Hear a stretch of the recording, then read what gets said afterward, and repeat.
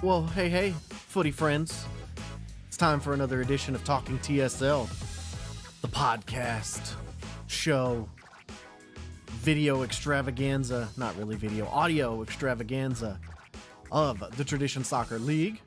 We are at the halfway point. I'm your host, JFace907, and I've got the freshest of the freshest, So Fresh Kev, joining me today. How are you doing today, Kev? Going through some ups and downs on Team of the Year vibes. Call of Duty Ranked just came out, so we've been playing that. Otherwise, not too bad. How are you? I'm doing well. You know, just enjoying another blizzard in the last frontier. Got about 6 inches overnight. Heyo! With another couple more coming tonight. Already got out once with the snowblower. And I tell you what, man, you don't know snow blowing until it is the thinnest of thin, powderiest of powder, and it is coming off of your snowblower or off of your shovel, and you throw it up in the air and it immediately goes 700 different directions. And as a glasses wearing man, I swear my glasses were magnets because I had to take them off about 2 minutes into the journey because I just couldn't see anymore. The snow had found my glasses. As someone who lives in Wisconsin, I know the snow all too well, and that's why I moved into an apartment so I don't have to deal with it anymore. Oh man, I just wish I could hire somebody. I mean, I probably could, but it's not an expense I can afford. But just to do this job for me. But anyway, we are here because we play FIFA, or well, the artist formerly known as FIFA, the game formerly known as FIFA, now known as EA FC 24. We are in season 14 of the long-standing Tradition Soccer League, and halfway through the season, we'll get right into the tables. And I tell you what, I'm not seeing a whole lot of surprises right now. Maybe something out of Division 2. Division 2's giving me a little bit of some surprise vibes. But, well, you know what? I take that back. The heaviest of heavy hitters is currently sitting mid-table in Division 1 right now. If we go through it right here, we've got Ajax, Venezia, River Plate, Lyon, PSV Eindhoven, Tottenham, Arsenal, Inter Miami, Leicester City, and Brisbane Roar right there from 1st to 10th. And the heavy hitter that I was referring to is PSV. They currently have 12 points at the halfway. That's not quite their halfway point. They could technically collect 3 more points as they're 1 game shy of the halfway point in their season. But it's Colby, is PSV side in the middle of the table. Did you see that coming at all? I did not, and I think what is different this season versus previous, his shooting boots just don't happen to be there. And he's had a lot of games where he's scoring one, maybe two, a lot of them off of set pieces, a lot of them off corners, which just isn't traditionally what we see out of Colby and his PSV side. So I do think that's an interesting takeaway point for D1. Yeah, I mean, if you typically, historically speaking, now granted, I don't have the historical tables at my fingertips right now, but I do know that we usually see some of his lads towards the top of the leaderboard when it comes to stats. Currently, I'm looking at right now the leading goal scorers in Division 1. There's not a player on PSV in sight. You have to go outside of the top 10 before you see the first PSV entry in this. Now you're seeing plenty of Arsenal.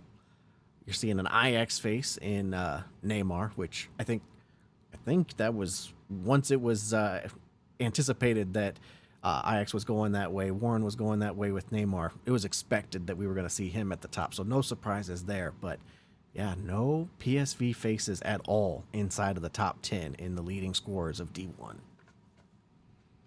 Yeah, so I pulled up the historical data for you, and since season 9, Colby has not scored less than 50 goals in a season. So I mean, you take that and you look at him at the halfway point right now, sitting at 17. Let's say, he might get a couple on the next one. Basically 20 on the halfway point. That puts him 10 goals 13 technically behind his lowest total in the last 5 seasons. So yeah, it says a lot. Definitely, definitely. I mean, and his defense is there. I mean, he's only given up 10 goals at, for all campaigns so far, at second place behind the defensive old man side in Venezia. They've given up 5. Now, that right there is impressive alone. Giving up 5 goals in 8 games played in a relatively juiced cycle that is FC24. But any other takeaways coming out of this table that are screaming at you right now? In D1 Yeah, you specifically. hit it. You hit it nail on the head. My other point was going to be dude's only given up 5 goals through 8 games. As someone who has been very vocal about the issues with EAFC 24 in this league, defense has been a major sticking point. To only give up 5 through 8, I don't know how he does it, and maybe I just need to ask dudes to play all of my league games because I can't seem to defend for shit. 7 in the back is what I hear. 7 in the back. No, that's impressive. I mean, I don't think I've seen anybody record a less than 1 goal a game average for this long of a stretch. I mean, again, don't have you have it in front of you. I don't, but the just the feels of what it's been like really since, I don't know, 23, when offense really became like a really big focal point in these soccer titles from EA. It seems like it's darn near impossible to give up less than 1 goal a game. I agree. Switching gears over to Division 2, going down from first to the bottom. No surprises here. It is the Dortmund side in front. Actually, it's a 3-way tie technically at the top of the board with Dortmund, Leverkusen, and Celtic, with Fiorentina, Munich, Lens, Crystal Palace, AC Milan, and then in the relegation zone, Mumbai City and Benfica. Now, a couple surprises hit me right here, and those are the 2 teams at the bottom. I thought for sure the Mumbai City club and Benfica would be towards top, not at the very bottom. Yeah, I think the Benfica side only having 8 points through 9 games, that's surprising to me. Mumbai City was one of the clubs that I saw at the beginning that I just thought might be at the bottom, might be fighting to stay above the relegation line. I've just seen, I think the change in the game has really affected Mumbai City and how they play. So I think I kind of saw that one coming. But Benfica coming out of D1 last year and coming into D2 for this season, it was a little shocking. Yeah, and peeking over at the advanced stats or coefficients, whatever you want to call them, the nerd stats, as I call them officially, we actually see D2 represented here with the Bayern Munich side and with Simi, or Chimichanga. No, Simi. But you got, he's one of the higher risers here. He has jumped up 16 spots in the coefficients since the last publishing here. And really impressive stuff. I mean, he's a promotion side. He came from D3 last year. If I remember correctly, it was the promotion playoff winner. He was, and really, really making a mark early on. 4 wins, 1 draw, and 4 losses. But what I think is really doing well for him is he is playing defense. He is one of the 2 sides that are allowing less than 2 goals a game in Division 2. The other one being Sloppy and Celtic, actually allowing less than 1 goal. Him and Dews are really the tent poles in terms of great defensive players in our league this year. But definitely some props to Simi there with the rise that he has had in the season, in this campaign. Absolutely. I think, as someone who played against Simi twice last season, games were always good. I thought Simi would be one of those teams that got promoted that might struggle a little bit with the change of pace with D2 and how cutthroat it historically has been. But I think the defense has been, like you said, that focal point, and it's been a good addition for him. Now, if I had to predict something out of D2, I would say this 3-way tie starts to break itself off pretty quickly in the second half. I don't see that these three men stay really tight like this for much longer. I think you'll see Dortmund eventually separate themselves from the pack. Um, Celtic right there, but I do think eventually it's Dortmund's race to lose. Any response or rebuttal to that? I agree that Dortmund's going to be one of those teams that sticks to it to the very end. I think as long as Celtic continue to play the defense that they're playing, I think he's going to be right there. The one thing that stands out to me, and I would have to look at the second half of the schedule, but Fiorentina being right there. One, two, three, four, five. So over half of his remaining games are home games. That's going to be difficult for those five teams that play against him with the ping disadvantage. Watch out for Fiorentina to make a late charge. I wouldn't be surprised if they find a way to take D2. Ping pong.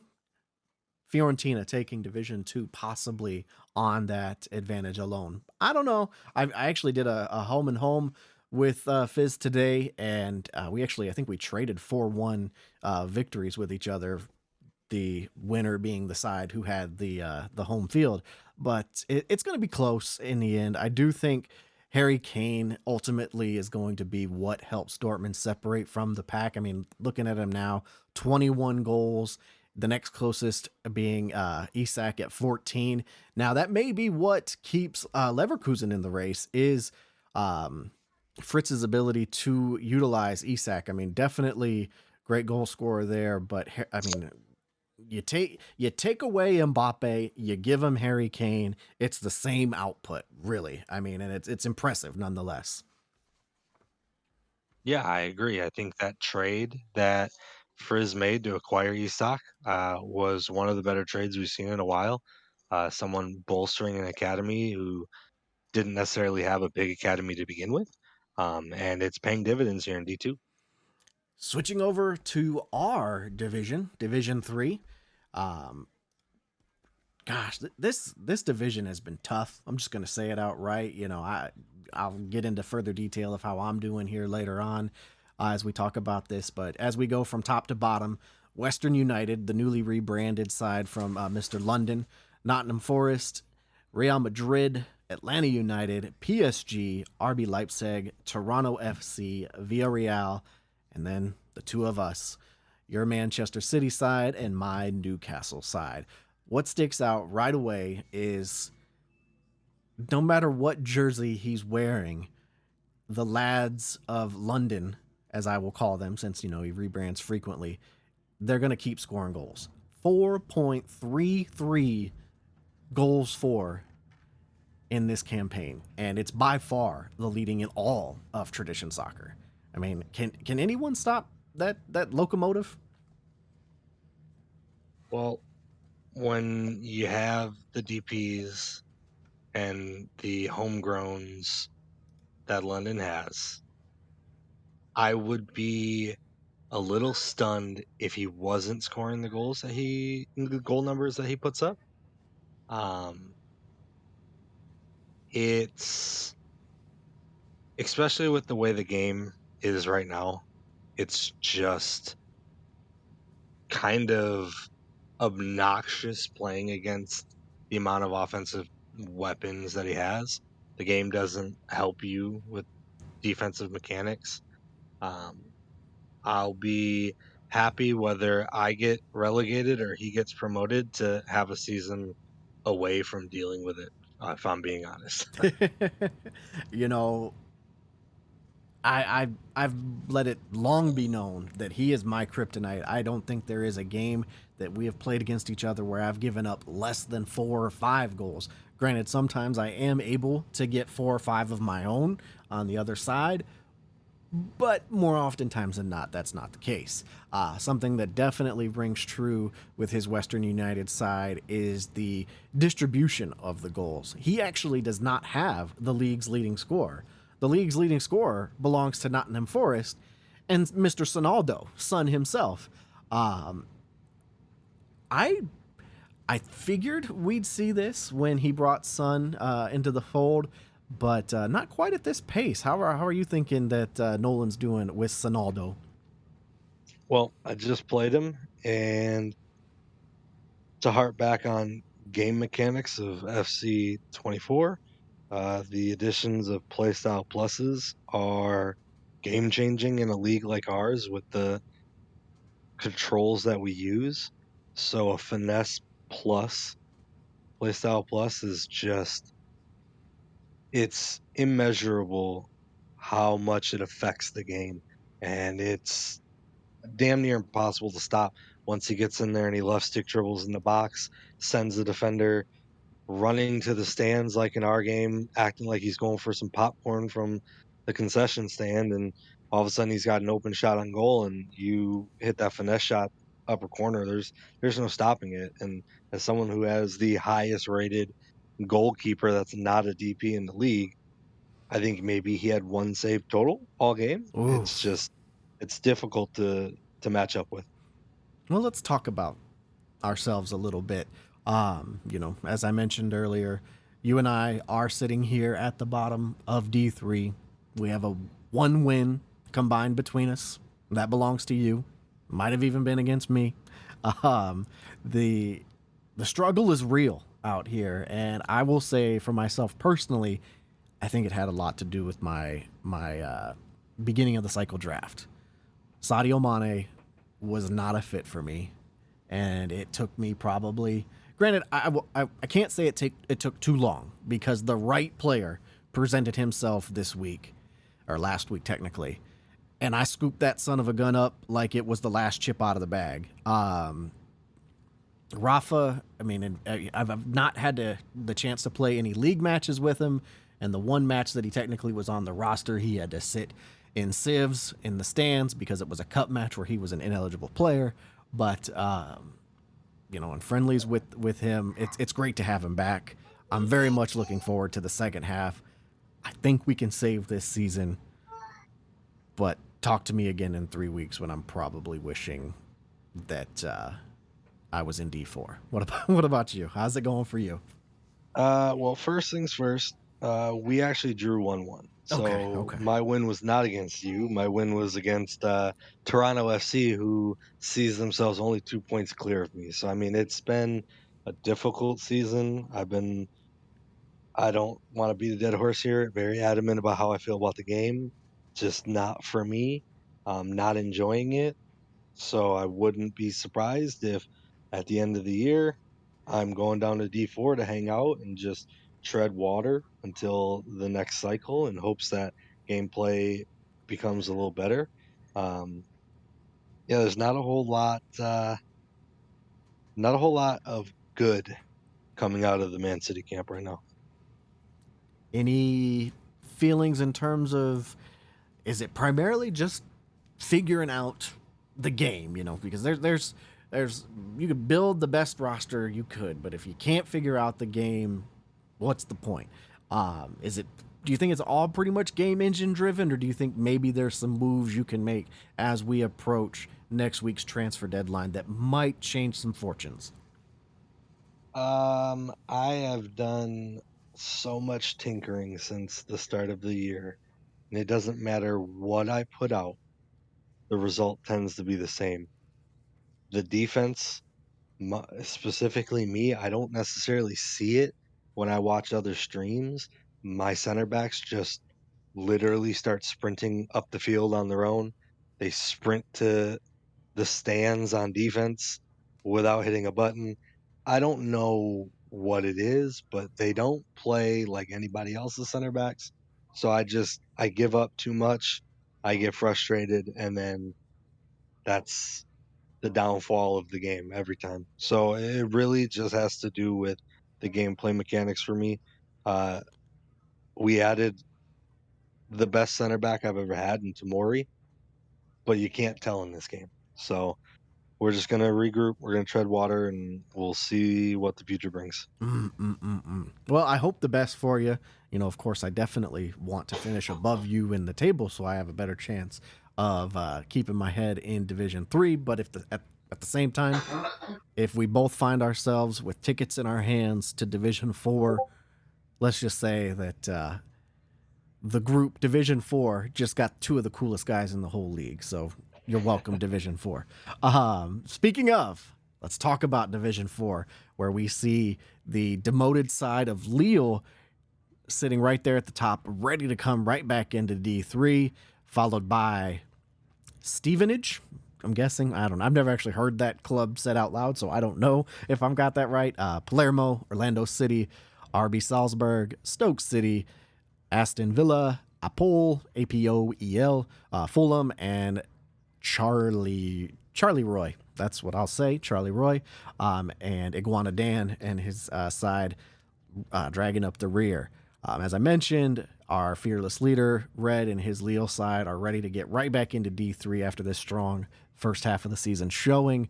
With Nashville, he is ready to make an appearance in D3. Maybe we'll see. He's got if he keeps this form up, he'll have to go through the playoffs, or maybe he'll pick up those 4 points that he needs on Lille in the top of the table. But what are your initial thoughts on this first half from D4? D4 has been one of those divisions that I just don't know a lot of the guys down there, so I don't ever know how to correctly predict it. Red being at the top, that's not a surprise to me. He's not a D4 player, so I expect to see him take that division and be right back up to D3. I think the biggest surprise to me, and it's just really interesting because I've played against him for years, is kind of the tumble down the mountain that Gator has had with that Fulham side. Sauce And it's Castillo. really interesting to me because he's always throughout my career in TSL been a great player. Always been good at scoring goals. He's got good dribbling. And so to see him struggling in D4 has just been interesting for me. I will echo that sentiment there. I did not expect this kind of fall for him. In fact, I want to say in our kickoff podcast that we actually had him climbing, maybe even to maybe even 2 tables up to Division 2, possibly by cycles in. But if this kind of pace keeps up, he may never even see D3 by the time the cycle ends. I do like what I'm seeing out of Nashville, as I mentioned earlier, and his Stevenage side. Some D3 demotions from 2 seasons ago, maybe. This is maybe their second season in D4. Like the Wick and his Palermo side, and Kyle and his Orlando City side. I think they're going to be something to mess with in the play. Actually, point blank period, I like all these teams that are currently sitting in the playoff seats for Division 4. I think all of them could very easily compete in D3. That goes off to Zikar and his Salzburg side as well. But very much looking forward to how the second half plays out. I think probably the biggest storyline will be what ends up happening with Colby and his D1, or in his chances of taking another D1 title, and then how Division 2 plays out in terms of the demoted sides. Because I think while we mentioned Mumbai City and Benfica, the other 3 sides in front of them are just within 4 points. So that table is largely up for grabs. Absolutely, I agree. Well, let's get into. We kind of did it a little bit as we're going through as we were going through the tables, but let's handicap some of these MVP races, how they're looking towards the halfway point. And I think probably in Division 1 we are looking probably at Neymar with a little bit of Abraham up there. I mean, there are some other contenders. Arsenal's got 2. River Plate's got 1 of their own. But I think, and we kind of predicted this when we did the kickoff pod with the draft order, that if Warren could get his hands on Neymar, that MVPs were coming his way. And it's looking like that here in Division 1. Would you agree? Yeah, I think the only person right now that could potentially throw a wrench into that, and it solely depends on if he can maybe climb the table a little bit, would be and against Red's wishes, maybe Bukayo Saka.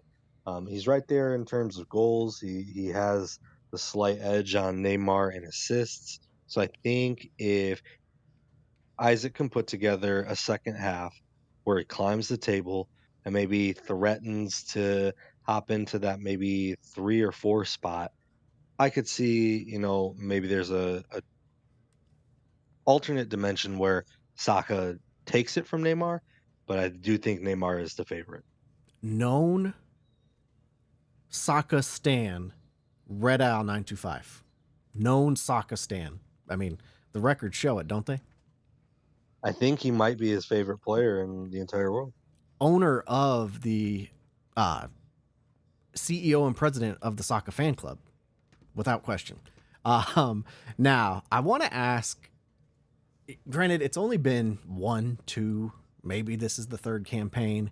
It's been short, nonetheless. But is there a little steel fatigue and maybe Isak gets more votes than Kane does when the MVP ballots roll out? I think it solely comes down to who wins the division and where the man of the match award lies.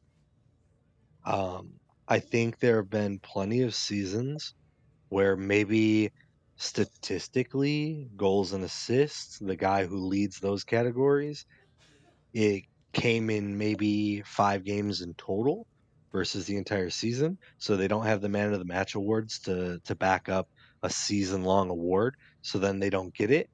And then managers are left wondering, what kind of politics are at play. Um, so I think as long as Harry Kane continues to do what he does and continues to pace Bayern at the top of the table and they win D2, I think that might cement Kane as a top dog. Agree wholeheartedly. Moving over to Division 3, where I mentioned his goal scorers aren't towards the top of the table or top of the statistics, but definitely when you score darn near 5 goals a game, your assist men are going to be up there, and that's where we see Liao, Kimmich, looking for some Lazari, some Western United names here sitting in the top 5 of these. Is it Sun versus Western United? Is that essentially where the D3 MVP vote's going to come from? Absolutely. It's either Son or it's someone from Western United. I don't think anyone else has that stamp of, hey, I deserve it. It's Son for Forest or it's somebody from Western United. Probably Liao, but who knows? Who knows, indeed. Um, Going over to D4, where this is interesting because there's some servers that I'm in that has the mindset of anyone but wings, but yet he does have the leading assist getter and the leading goal getter.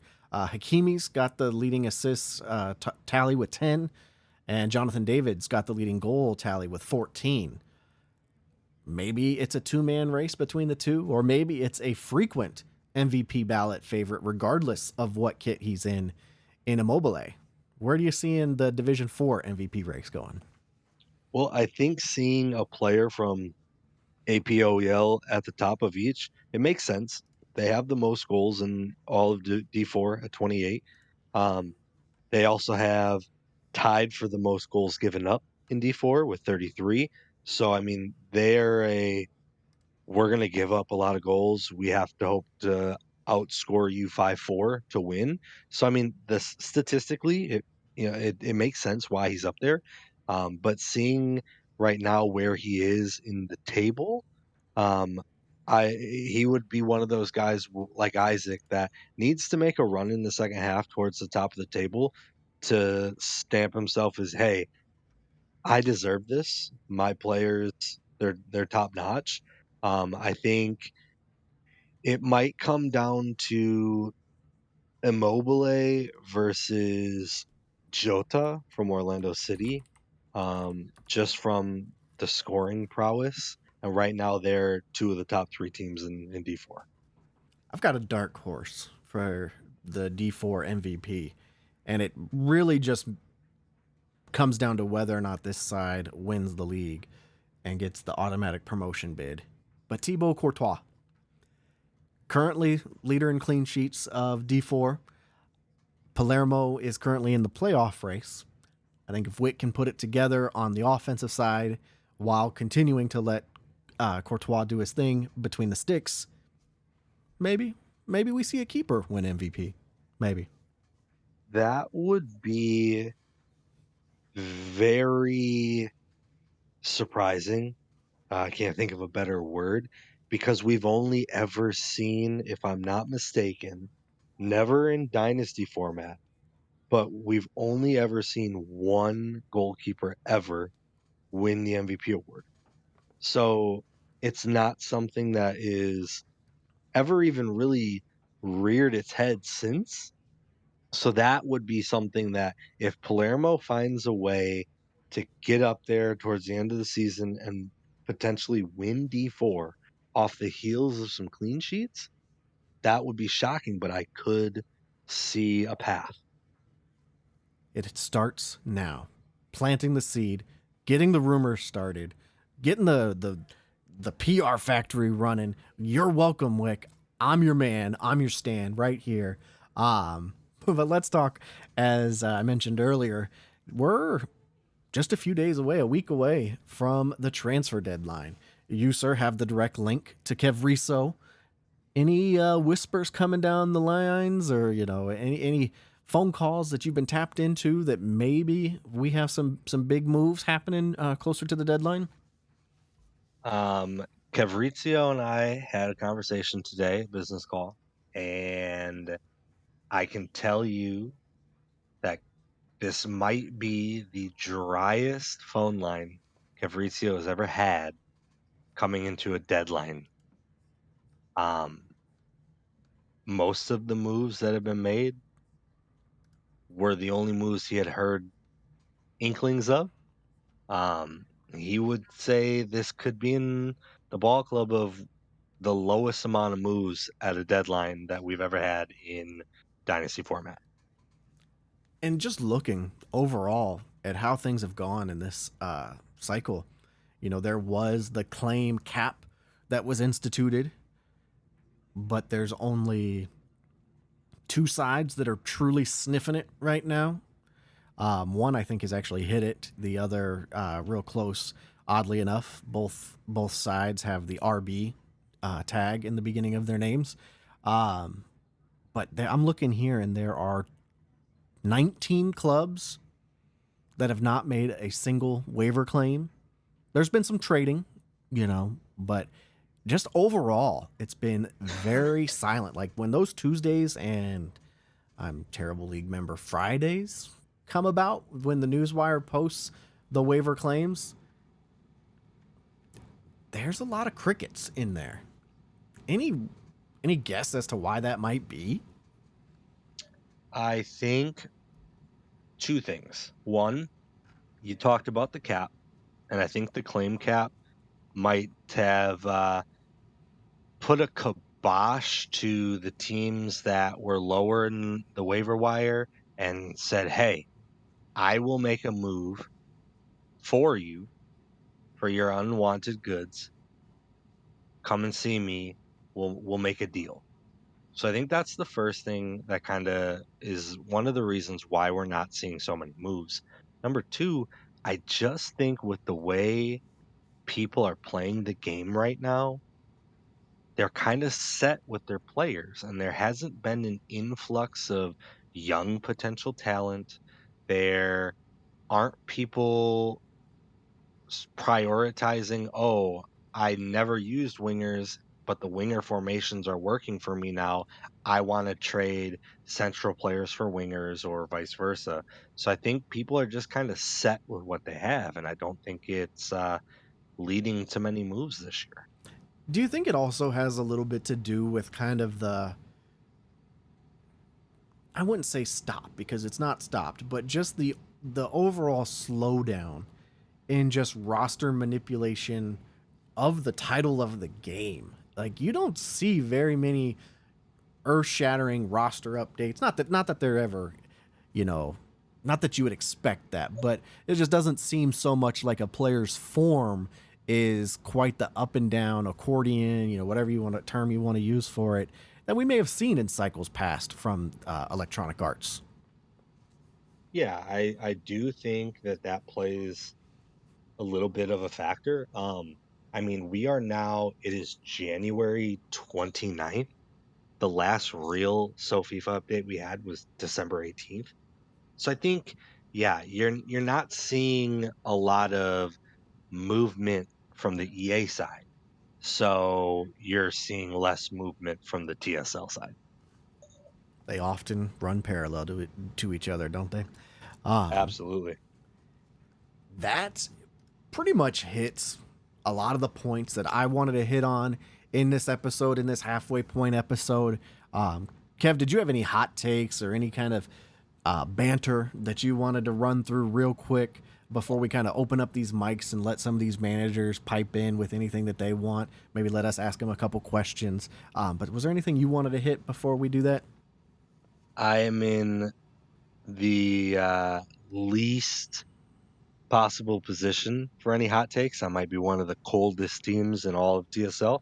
So I have no hot takes. The only thing that I will mention, non TSL related, you know, this Ultimate Team of the Year period has been a great grind for a lot of the guys in the league. And I've been watching their streams, donating subs to some channels to help out in a monetary sense, and seeing some of the successes that they've had has been really cool. And I just want to shout out Simi. You know, he packed a Team of the Year Holland yesterday. What are we doing? What are we doing? That is our fearless leader. It was a great time seeing some of the successes for these TSL guys. They put in a lot of work saving their packs for this period, and to see them succeeding has been awesome. So, all right. I honestly, I love everybody in this group. I wish you all the best in everything that you do.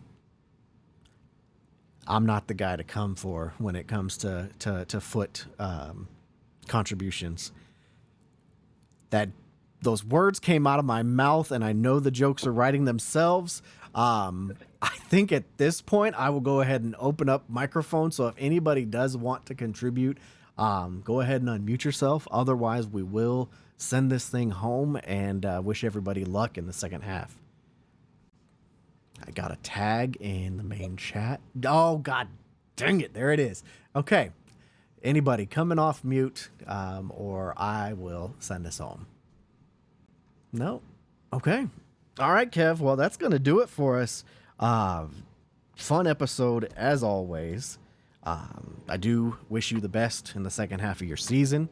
I know we are in the same division, so sometimes your best might do harm to me. Sometimes my best might do harm to you. Maybe in the end, we just belong in D4 together. We belong together, like Mariah Carey once said. absolutely, another episode in the books. It's always a pleasure, Jay. And with the way the game is for me, if you can succeed and I go down, it is what it is. You deserve it. Oh, likewise. Right back at you. If one of us stays up, personally, I'd rather it be you, because I'd probably have better luck with D4, and I think D4 lines up more with some of my time zone stuff, but that's another story for another day. Thank you so much for everybody who was in here while we went live. Thank you to those who choose to listen to the recording, and thank you to those who play this little video game with us and shoot the shit about soccer and other things in life. Until next time, he's been Kev, I've been J-Face, this has been Talking TSL, the halfway point episode. We'll see you at season's end. Have a good night.